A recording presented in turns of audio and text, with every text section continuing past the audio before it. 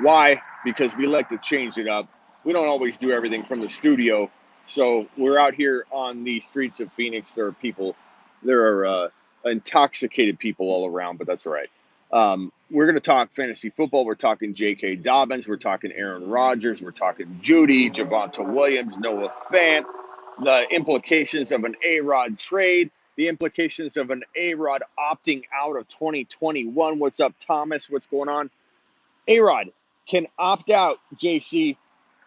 He can opt out of 2021 and get paid $18.3 million. What does that mean? That means A-Rod can say, I'm not playing, I'm opting out, which you can't undo. Once he says it, and he's got to decide by July 2nd, if he says, I'm opting out, he cannot reverse that. It's irrevocable. But if he decides that he doesn't want to play, that is $18.3 million into his pocket versus holding out, because let's say he doesn't want to play for Green Bay and he wants to play hardball. If he holds out, then A-Rod not only could lose his $18.3 million, but be fined an additional $2 million. So they could pay him 18.3, or he could get no money and get charged $2 million to hold out. You tell me what's better. So A-Rod's got them by the nads, bro. And he's either playing in Denver or he's playing for the Beach Bums of Hawaii, the Hawaii Beach Bum organization. What's up, Yoda? I say 40% chance of a trade, 40% chance of an opt-out, 20% chance of him staying and playing. It sounds about right, Thomas. It's about where I'm leaning. That's about where I'm leaning. What's up, Steven? What's up, JC? What's up, Llama? What happened to the Suns in 3? The Suns in 5 now, baby. Suns in 5. Look, Suns might lose another game. It's a tough. I mean, you're in the final stages here, right? Okay, you got 4 teams. All of them are capable of winning it all, and the Suns could lose another game. Wouldn't shock me if it went 7. Like this is a tough matchup. We got our star guard wearing a mask he's not used to. We got Paul in and out of the lineup, creating some, I don't know, some continuity issues. Like I predicted that to happen on Ryan Hollins's live stream on Instagram. I said that Paul coming back could create some continuity issues when they've been getting used to playing without him. But my Suns are going to win. Don't worry about it. Kawhi probably done for the series. Masked Booker. CP3 looked 36. What do we do with Adams and Dynasty? Okay, we got to attack Devontae Adams a couple different ways. Number one, we got to talk about him. Knowing what we know now, what do we do? Knowing what we know now, knowing that A-Rod can opt out of 2021 and get paid $18.3 million, we have to approach Adams probably around 12 to 14 overall. We have to consider Diggs ahead of him probably no matter what at this point. Diggs is really my number one wide receiver, dynasty redraft. Jefferson's my number one, but I mean, like, in terms of, like, if I'm not trading down and trying to get crafty, like, I probably would consider Diggs. I may draft Justin Jefferson. In fact, I have in dynasty startups where I can't trade down. I can't do any crafty negotiations. I'll take Jefferson number one out of all wide receivers. And I don't care who thinks it's early or whatever. I don't give a crap. He's my number one, baby. But Diggs is like the crafty.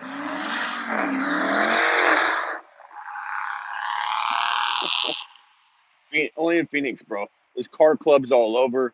They speed all over the place. They come in and file into these parking lots, circle around, do donuts until the cops come. It's like watching Fast and the Furious Walmart version, and they come in and they're crazy around here.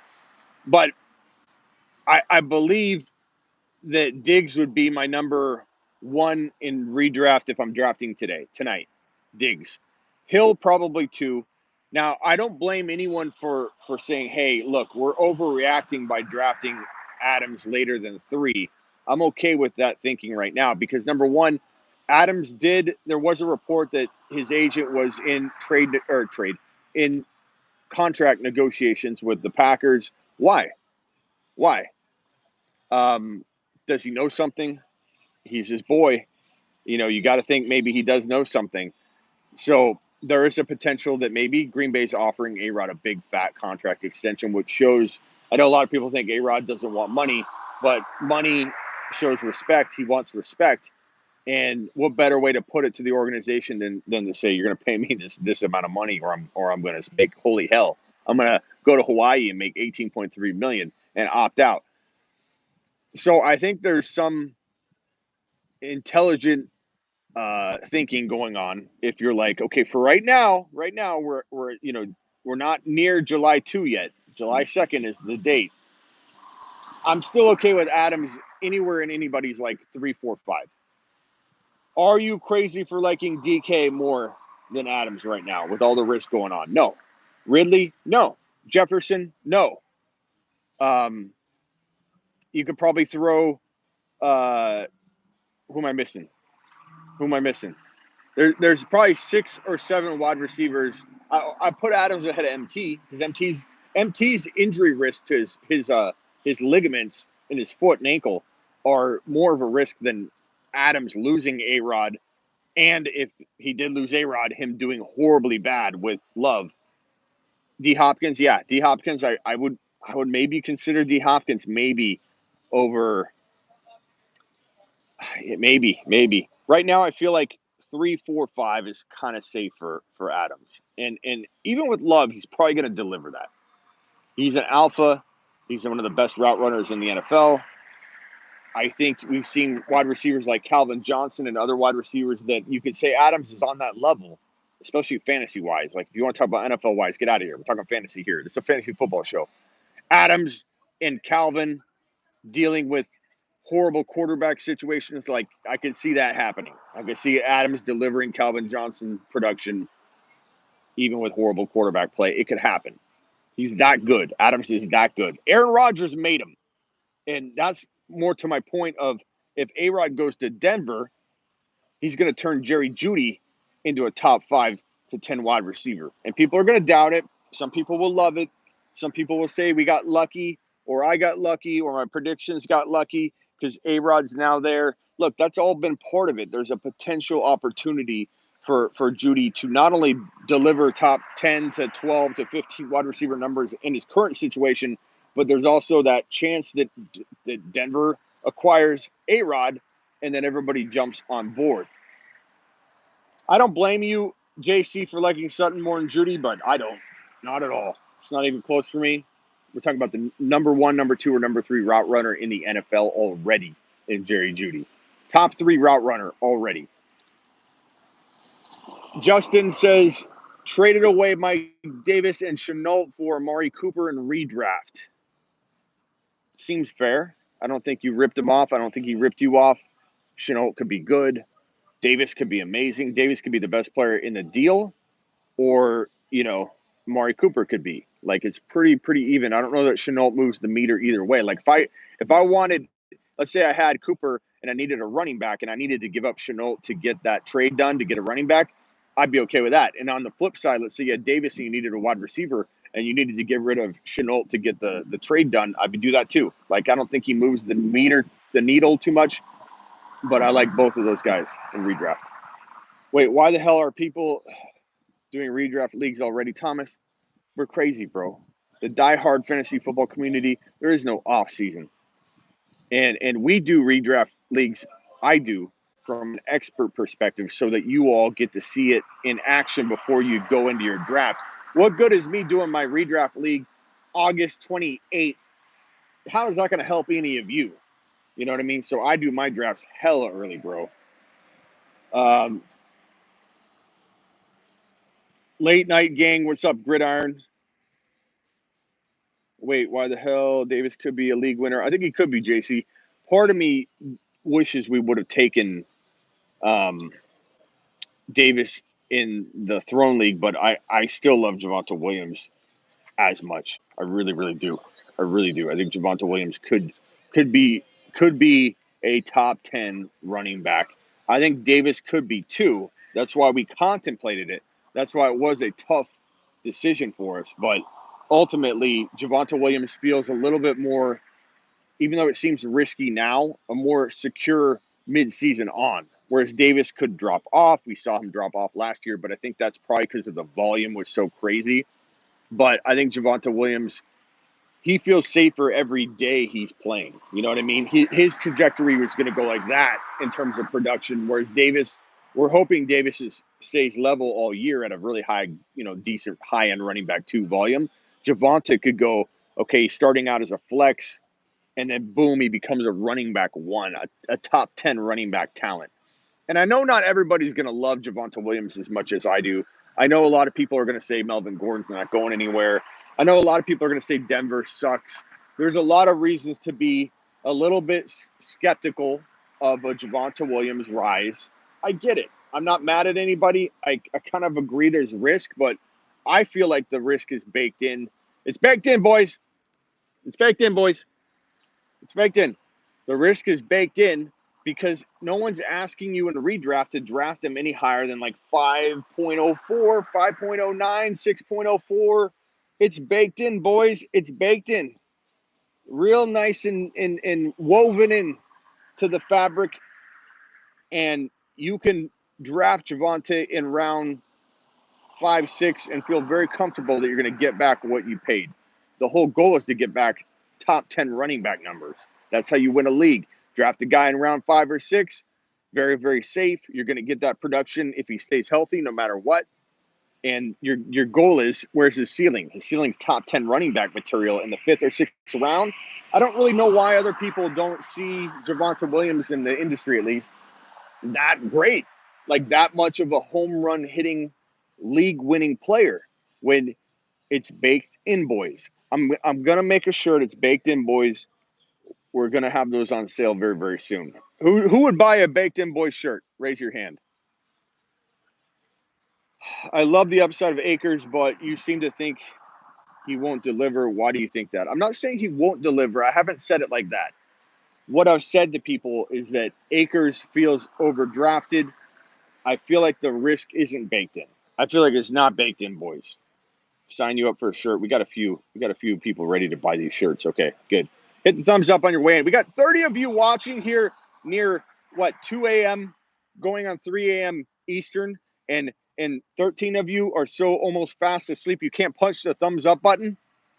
Punch it. What's up, Nolan? Wipe your feet. I appreciate you. It helps the show more than you know. What was I saying? Akers. If Akers was going, don't hit it twice because then you're gonna undo your thumbs up, bro. I know you're half asleep, bro. But don't be like these people over here and I'll punch it twice. Got a thumb up and unthumb up. It's not like you can't double tap, you can't triple stamp a double stamp, bro. Not on YouTube.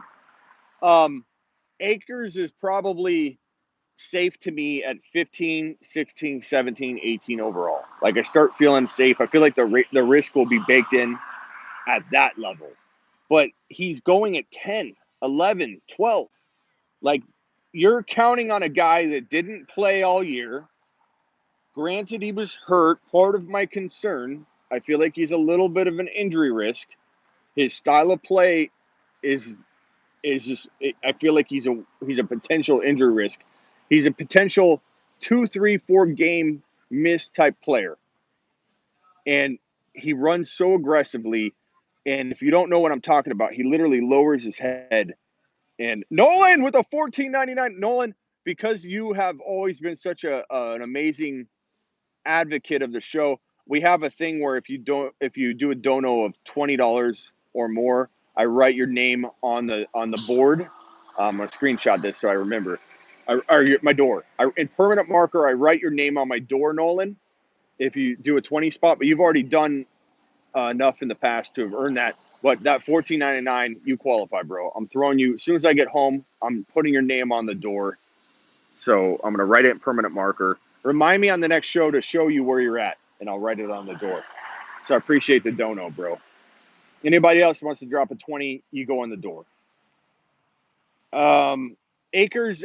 Okay, so talking about Akers, I'm not saying he's a bust. I'm not saying don't draft him. I'm not saying he won't work out. I'm not saying you're not going to be like, hey, Smitty, You know, it's week 4. Akers is in the top 6. Like, do you feel dumb? No. He's got the potential to be a top 5 to 10 running back. But why didn't they use him until the end of the year during the periods where he wasn't too banged up to play? Like they don't know, they don't deploy their running back one that you think's the running back one in the right way at the right time. There's a lot of evidence since Todd Gurley that they misuse their running back situation, or they don't lean on one all year long. It's very, very messy. And I know that everybody thinks double A. Double A, let me screenshot this. I think you're already on the door. No, you're not. Double A's on the door now. Double A, remind me on the next show when I'm at my studio at home, remind me to show you where I'm writing your name. But I'm writing both your names on the door as soon as I walk in. Appreciate it. Diaper fund for the baby girl. Thank you. I appreciate it. Todd with the super. I will not be outdone. Immortalize me on the door. Todd wants to be on the door. We've got 3 door. You know what we're gonna do? We're gonna do like a door league. We got to do a door league. I've got Kenny Powers. DM me on Instagram if you want in on the door league. If you're a door if you've donated 20 bucks and you're on the door, I got a door league coming. We're doing a door league. Total, we got more than 12 people. We got like 20 or something, and it's going to get bigger and bigger as the year goes on. So we're going to make it a total point league. The winner gets something big. But total point league, week 17 race, no playoffs. Is everybody going for a total point race? But we're doing a door league. We're doing it. So if you want in on the door league, drop it. Let's go door league. It's baked in. It's literally never a Smitty stream without Noah. Is Noah here? There is Noah. Last year was just fluky year for rookie running backs. No preseason. Could be the case, Noah. But I do believe that Akers is still risky at 10, 11, 12. But Akers at like 15, 16, 17, 18, I don't mind that. I think that accounts for maybe 2 or 3 or 4 missed games. That accounts for maybe a rocky start. That accounts for the coaching staff screwing this up for half of a quarter of a season. You know what I mean? Like he could still deliver big production. But if anybody thinks that the Rams aren't capable of playing Darrell Henderson too much or really screwing this up for Akers, they haven't lived through the pain of trusting in Todd McVay with his running back since Todd Gurley, because he has been a mess ever since, and I just don't trust it with my top 10, top 11, top 12 overall player. League winner gets the door. Can you imagine setting the door and one of your wives opening up the front door to a FedEx delivery, and it's my door for my studio? Like, what are you going to do? Oh, the winner gets the door. The winner's going to get something big, like lifetime subscription to Sleeper U, and then like some kind of prize, Roku, Fire Stick, whatever. I have different prizes that come in, and I'll put something aside, and we'll also do a lifetime subscription to Sleeper U, or we'll do like I'll draft with you, and that we'll do like a nice little, like there's gonna be some good prizes. You co-host an entire show, awesome little like amount of prizes we'll put at the top of this for the door league. Why is Akers so risky, but Taylor is not? It's a good question, bro. But I think because there is risk with both, but I think Taylor's probably, I feel like a little bit more. I would say a little bit more, not a ton. You're right. Taylor's risky, bro, but I feel like McVay's more risky than that Colts coaching staff. You know what I mean? In terms of misusing Taylor, lifetime sub and the door. Taylor didn't come on till the end of the year too, but like to Noah's point, Noah, here's me referencing your point, bro. This is the first. To Noah's point, rookies were all over the map. Pass protection, COVID, shortened offseason, didn't get to learn everything. So Taylor, I felt like that was the problem for him. I'm worried about McVay. I'm worried about injury with Akers. I don't know if you guys have watched him in college, but he literally used his head and ran into people constantly. Like that's how he went through a line, is using his head. There's just a lot of concern with his style of run, his running style. And, I don't know, man. Call it part gut instinct too. Call it me not trusting McVay. I don't know. Call it bias. I'm okay with that too. Like I can admit I've got some bias, and it's not related to Daryl Henderson. I don't believe in Daryl Henderson. I'm not drafting Daryl Henderson. If I believed in Daryl Henderson still, I'd be drafting him. I'm staying away. I'm staying away. I don't trust McVay and how he deploys his running backs. I just don't. Similar to how I didn't trust Miles Sanders when everybody said, "Oh, there's no reason to think that Boston Scott or anybody on that roster is going to make Miles Sanders a running back by committee running back." But it wasn't Miles Sanders, or it had nothing to do with Miles Sanders or Boston Scott. It had everything to do with Doug Peterson. So similar to Akers, like as much as I like his talent and what I've seen, and he did impress me last year, I don't trust the Rams. I don't trust the Rams in terms of how they use their running backs. It feels really risky. It feels like something that we're going to look back and say this was very Miles Sanders like, or DeAndre Swift. Different offense, potent offense. Detroit sucks. The Rams are really good. Great defense. Stafford's coming in. But everyone's also anointing Stafford this savior, assuming that he won't have hiccups or that he won't get hurt. You know what I mean? I just, I'm not ready to say Stafford's going to be a top lock 6 quarterback. I don't know. Cam Akers, Henderson's backup. No, I think Cam's the starter. But I think you guys that totally think I'm off base on this, which I'm fine with. We're all going to have different opinions. I feel like you guys might be shocked at how much they want to run both of them. And Todd says he's not buying the Stafford hype. I'm not saying that Stafford won't deliver. I'm just saying everybody's gifting him this pass. Like, okay, he was in Detroit. Now he's going to be elite. Like, I don't know that I'm ready to just say that the Rams are going to have no bumps in the road, no rapport building. It took Tom Brady a little while to gain rapport with his wide receivers. Then both Godwin and Evans kept getting hurt. And I don't know, man. I'm not handing Stafford this top 6 quarterback label yet. And he can't stay healthy, man. I mean, he plays through injury, but he still gets hurt a lot. And that adds up as you get older. Thoughts on Adam Troutman? Do you think he'll be used enough to provide upside? I mean, maybe, bro, but I'm definitely not on that train like everybody else, man. McVay has shown he's willing to have a workhorse back. I just think he hasn't had one since Gurley. Maybe, bro. And I think you're probably right. Like, that's why I'll draft in Thomas in the second round. But how long will it take McVay to get to that point? What if Akers gets hurt? Again, I have concerns about his rushing style, how aggressive he is to his own body.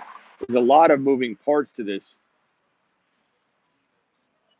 Can I put this on a resume? I'm on the door. Bro, you send whatever you need to me, and I'll email back your employer and say, dude super chats like a beast.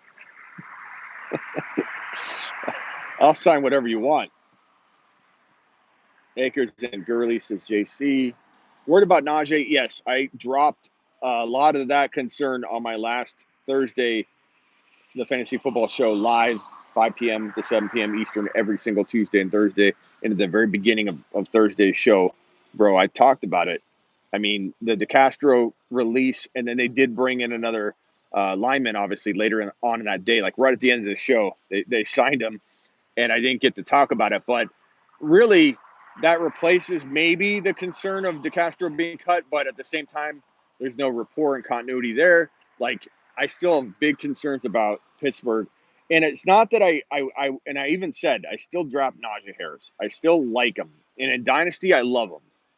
But could he struggle way more than we want to admit right now in June, talking about him, trying to ignore the obvious as much as we can, just block it out. Oh, well, we'll ignore the offensive line issues. We'll ignore Big Ben's arm deteriorating in front of our faces. We're going to ignore all that, and we're going to say, they'll find a way to run the ball. You know what I mean? Like, that's how I feel like we're doing. We're convincing ourselves that there's no problems. We're convincing ourselves that Najee Harris isn't going to run into a lot of, horribly designed plays, multiple people breaching the offensive line, kind of like Clyde in the goal line last year. Clyde would get the football, and there'd be three people standing there, and Clyde would just be like, and he's little, but one guy's not taking down Clyde Edwards-Helaire with the micro movements. Clyde's micro movements, I still believe in him fully. You're right here, Clyde's right there. He moves like that, boom, goes that way. Clyde Edwards-Helaire micro movements. Clyde's going to unleash it all in 2021. I have no doubt about it. I'm so excited about Clyde. The revenge tour, the Clyde Edwards-Helaire revenge tour. We got to make a rap song about it. But I feel like Najee Harris, like Clyde, in his rookie year, Najee Harris is going to get the ball. He's going to see 4 or 5 guys standing there. How'd you guys get over here? How did you get over the wall? Like the offensive line is supposed to be a wall. You're supposed to get the football and be looking at your wall and saying, what crack in the wall am I going to go through? But Clyde would get the ball and he'd be sitting there and there'd be 3 guys on this side of the fence. It's like the what do you call it? The wall from Game of Thrones. Like here are the monsters sitting there, the dead on this side of the wall. That's what Clyde was looking at when he get the football, and then people would judge him for it and say Clyde's no goal line back. Clyde can't do it. Clyde's already been removed from the goal line. Andy Reid, has Andy Reid told you that? Has Andy Reid talked to any one of you individually that doubt Clyde Edwards-Helaire? That he's just removed from all goal line situations from here until the end of time because he failed on 7 attempts that were not his fault at the beginning of the year. Like, he's a guy that you need to run good plays for. He's a guy that you need to do a shovel pass or a draw at the goal line or throw the football to him in the flat and have him run in untouched. Clyde Edwards-Helaire will be fine in the goal line, and I firmly believe they will use him in the goal line. He was a workhorse back in college, leaned upon in the 3rd and 4th quarter more than any running back was, and playing the best defenses and making the best defenses in college football look silly. That's how much I love him. I love Clyde. But what we saw happen to Clyde, where he got swarmed, we're going to see that in Najee Harris. And then we're going to have to ask ourselves, is Najee Harris a good goal line back? Is Najee Harris going to get just hammered at the line of scrimmage every time? People are going to start judging Najee Harris as if it's his fault. It's his fault that there are 3 or 4 defensive linemen and linebackers standing there right in front of him and he gets clobbered. I just feel like Harris is going to be in for, I don't know, not a world of hurt, but just a lot of horrible play calls, a lot of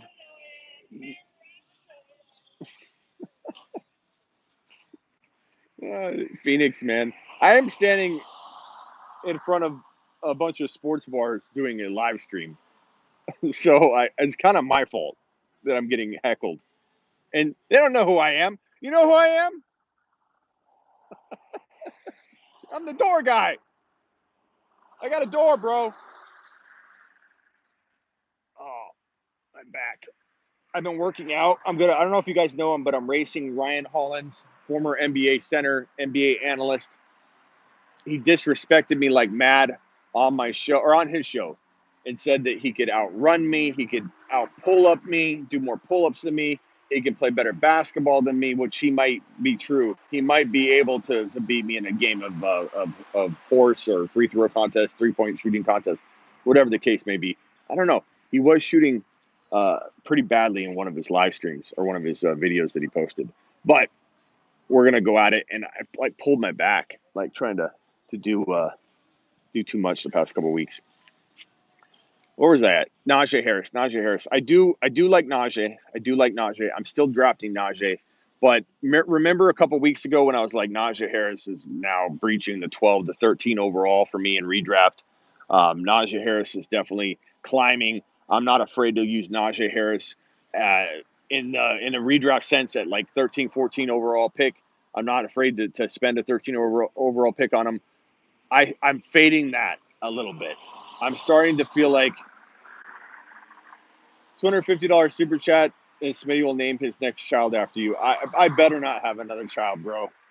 I'm telling you that right now. I'm going to pay you $250 to kick me in the nads hard enough that never happens. Okay? I'll do that. I'll super chat you right now. Najee Harris is still a good redraft, like 15, 16, 17, 18 overall pick. Do I take Gibson over Najee now? I do. In redraft, I do. In Dynasty, maybe not. Dynasty, probably, I would say it's arguable. You could argue it on both sides. But I'd say in redraft, Gibby over Najee. I think I'm taking Gibby. I think I'm taking Gibby. I love Gibson. Gibson to me, we took Justin Jefferson in the Throne League over Gibson, and I don't mind that. Jefferson's one of my must-own players. I think Jefferson's going to finish maybe as the number one wide receiver in fantasy football in 2021. So when people say you're so high on Gibson, but you guys drafted Justin Jefferson, number one, we drafted Justin Jefferson. I didn't draft him. We drafted him. And yes, I did vote for Justin Jefferson. I didn't vote for Gibson, but I was on the fence, man. I liked Gibson a lot. I was fine with Gibson. If we voted Gibson instead of Justin Jefferson, I would have been 100% fine with it. And it would have been interesting to see if JJ would have fallen. I don't think he would have fallen. I think there were a couple people that really liked him after we took him, and they said, great pick. After we did it in the chat, wouldn't be shocked if JJ went really quickly after our Gibson pick. But let's see here. Someone said super chat. Did I miss one? I don't think I missed one. Okay. Where do you guys? Yeah, the turf toe is a little worrisome, but so is the offensive line. So is Big Ben's arm. So is a lot of other things. So Gibby still feels safer to me. But where do you guys? Who here? Raise your hand or give me a thumbs up or a thumbs down. Who has Gibson at ahead of Najee? And who has put a thumbs up if you have Gibson ahead of Najee? Put a thumb down if you don't. I'm very, very interested to know where you guys all feel. Gibson over Najee. Oh, I'm completely taking Gibson over Najee, says Thomas. Yeah, I've got okay, double thumb up. John says no.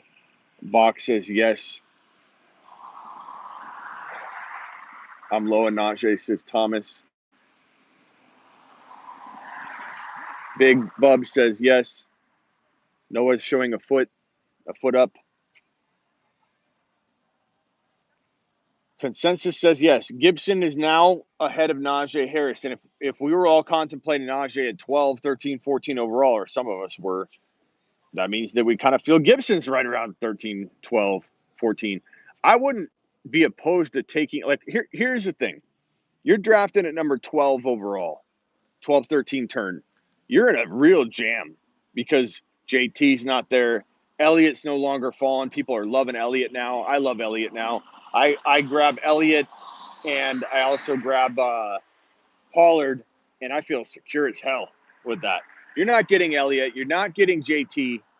You may get Cam. You may get Chubb, maybe, because of Elliott. And Chubb probably will go before 12. So you may get Cam, and then you're looking at a bunch of wide receivers. And if you don't want Cam Akers at 12 overall, like I don't want him there. You're not crazy to go Diggs, Gibson at 12 and 13. Why are we not talking about Gibson at 13 rather than taking Cam, rather than taking two wide receivers? I'm okay with a two wide receiver approach, but you got to be able to land a running back. I'm all about best player available, but Gibson, when push comes to shove, a balanced approach is better. And Gibson feels as good as any of those wide receivers. I'm feeling Gibby at 13, guys. I'm starting to love it. I'm starting to love Diggs or Tyreek Hill with Gibby at 12 and 13. If you get the 12, 13 turn picks, I'm really feeling it. Yeah, Jefferson's my number one wide receiver, bro. I love him. Noah says, relax on Gibson. Mixon's better. No, Noah. No.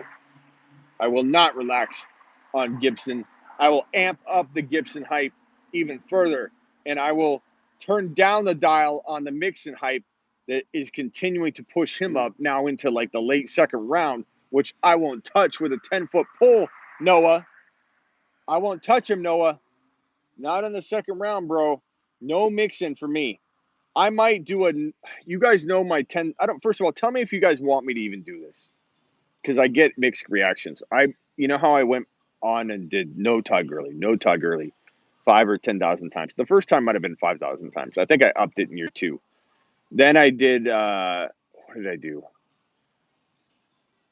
I'm gonna do a no Swift 10,000 times show, or I was going to. I thought about doing no Mixon and no Swift in the same show. I thought about getting crazy. But do you guys even want me to do that? Like, I get mixed reactions. Some people want it. They're like, yeah, I want to see you say it 10,000 times. I want you to hit that counter for 3 hours going, no Mixon, no Mixon, no Mixon, or no Swift, no Swift, no Swift, 10,000 times. Or are you like, I don't want it. I don't want it. Like, I want to know what you guys think, because I don't want to do it if nobody wants to see it. It's kind of funny. It does get awareness out, and I don't know. No Swift will come back to haunt you, bro, says Bach. I don't think so, bro. I don't think so. I said the same thing about Miles Sanders. I feel the same way. My back is killing me. Oh, God. Also, when I lose weight, I get back pain. I get real bad back issues when I lose weight. It's like, I don't know. The support's gone. I don't understand. I don't believe in Swift, bro. I don't think it's going to come back to bite me, bro. I just don't. Better spend on another video, says Nolan. That's kind of what I'm thinking. I'm thinking people don't want it. In all my drafts, I'm praying for a top 6 pick. I don't blame you, bro.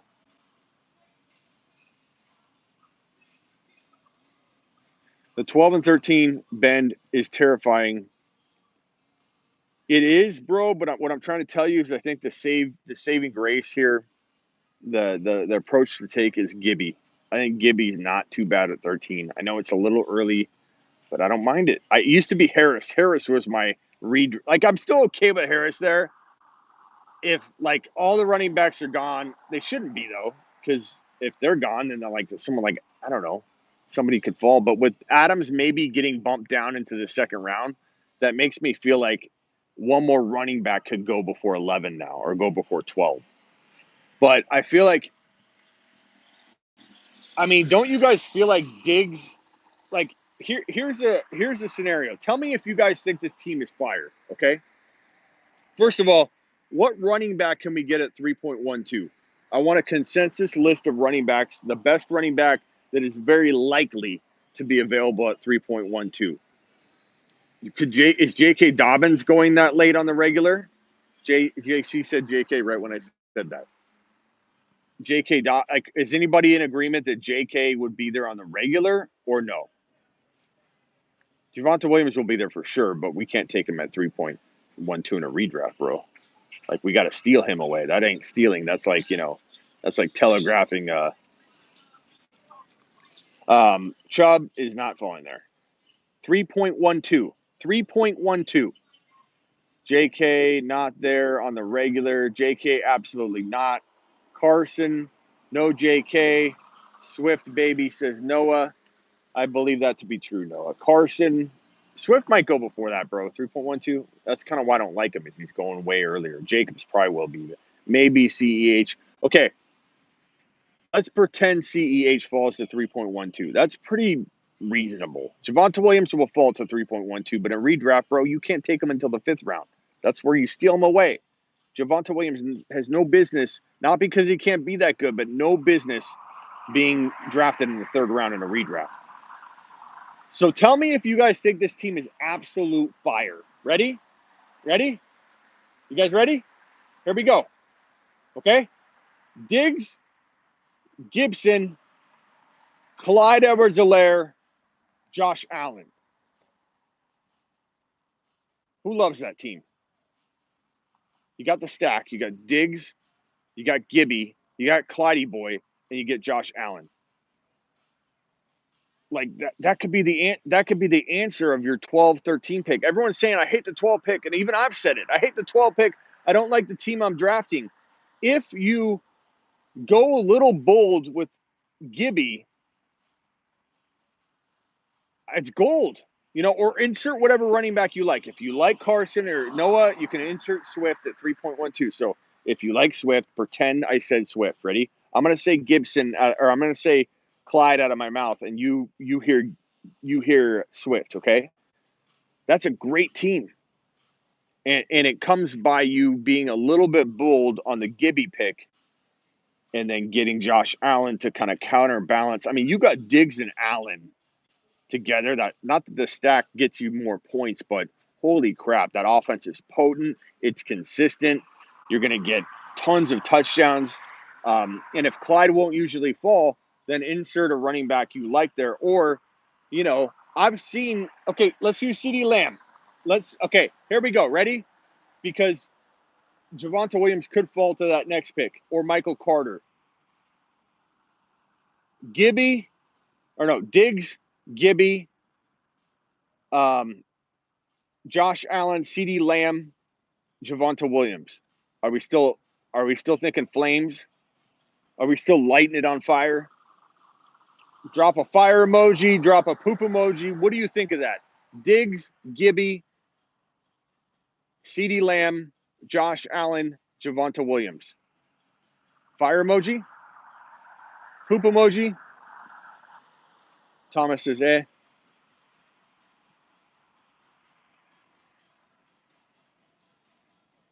And if it's not fire emoji,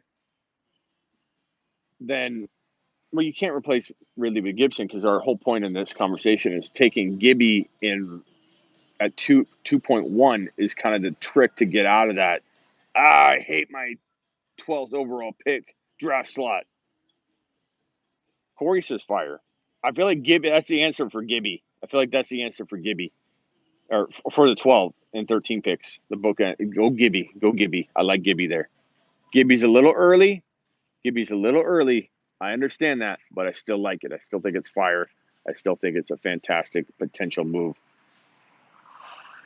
All right. I think I'm about out of here. I appreciate all you. Please punch the thumbs up on your way out the door. 36 of you are watching, yet I only have 24 thumbs up. What is up with that? What is up with that? I see you. 38 of you in the room now. Only 28 thumbs up. I appreciate that. Not a fan of the best player available, not always the play. Nolan, I disagree. Not that, like, here's where I think we are on the same page, and maybe people don't think we are. Best player available, when all things are equal, I try and draft balanced. I do. Or if I can go running back early, I will deploy that inside a best player available mentality. So oftentimes they can be the same thing, bro. Doesn't mean I just don't like setting myself on a plan of attack to say I'm going running back. You can't. I mean, you do that, and you're setting yourself up for not always drafting the best player and going after just a position. And I think it could really, really screw you. It could really, really screw you. Gibby, Jones, CD. Gibby, Jones, CD, Allen. Gibby, Aaron Jones. I'm not taking Aaron Jones at that second round pick, bro. Not with the current state of things with Aaron Rodgers. No thanks. You can't go into any draft with a plan. I agree, JC. None of you already hit talking to you, Noah. Think Ridley is safer than Gibby. He could be. Like, I'm not opposed to you taking Ridley over Gibby, but you gotta, like, if you're drafting at 3.12, are you gonna see the running backs like Montgomery? And like, if a J.K. Dobbins or a Clyde Edwards-Helaire fall to your 3.12, or you tell me that one of those guys for sure will be there, I would have no problem going wide receiver at all. If you could guarantee me, like, if I knew that I'm going to get a Clyde or a Clyde or a J.K. Like, imagine getting Ridley and Diggs, J.K. and Allen. Or, yeah. I mean, you could take Monty there too, and then go like Herbert later. Like that's fire too. But imagine Diggs, Ridley, J.K., and Allen. I would take that in a Javonte Williams later, or Michael Carter and Javonte Williams and Sermon. Give me that platoon of running back stable that I love so much. I love that. It'd be great. All right, guys.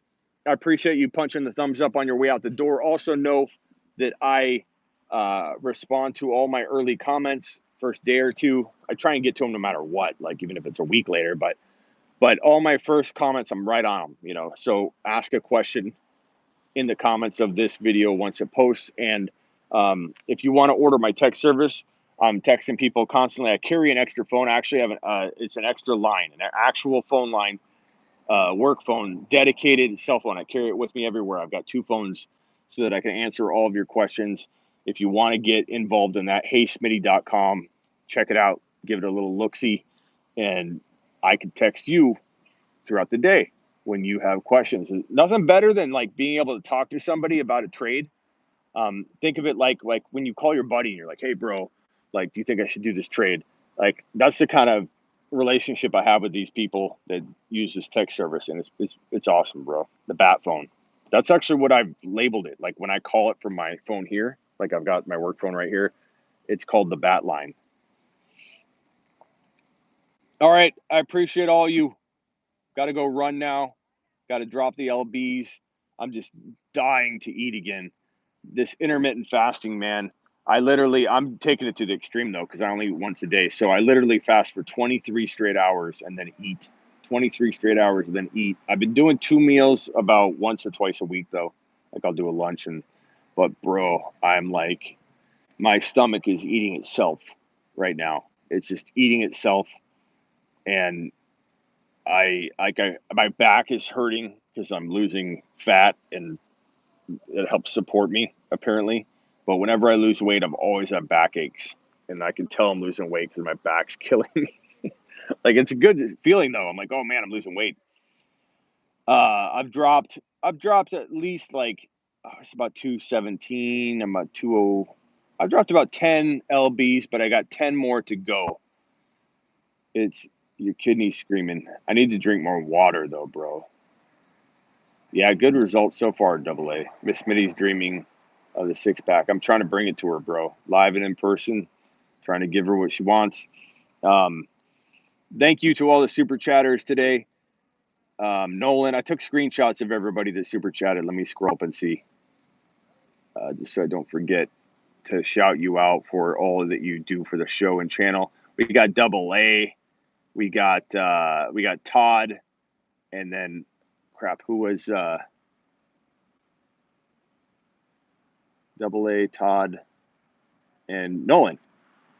Double A, Todd, and Nolan. Yeah. Double A, Todd, and Nolan. You guys are all going on the door when I get home. The door fellas. The door fellas. It's baked in, boys. The door fellas. The door league. We're getting a league together. DM me on IG if you're in the door group. The door chat. We're gonna get a door chat. That's what we're gonna do. We're gonna get a unique and exclusive Instagram door chat, like where everybody that's been in the door chat can get in the league, or the first 30 people. I think Instagram limits you to like 30 people in a chat, but you'll be in the door chat group, and we'll do a door league, so it'll be dope. But I appreciate all of you. Can I be in multiple? JC, every time you drop a $20 super chat, I put your name on the door. I don't care how many times I've written on the door. We have a couple people that have written. No, actually, no one's. Yeah, no one has been written twice. I think I've underlined and highlighted people that have dropped like a $10 super chat after they've done the 20. But I don't think anybody's dropped a 20 in a row yet to get written on the door twice. We'll have to see. All right, so when I get home, I'm going to write those names on. Remind me. I'm in a couple. Okay, remind me when I see you guys next to show you your name on the door. All right, appreciate you. Later, guys.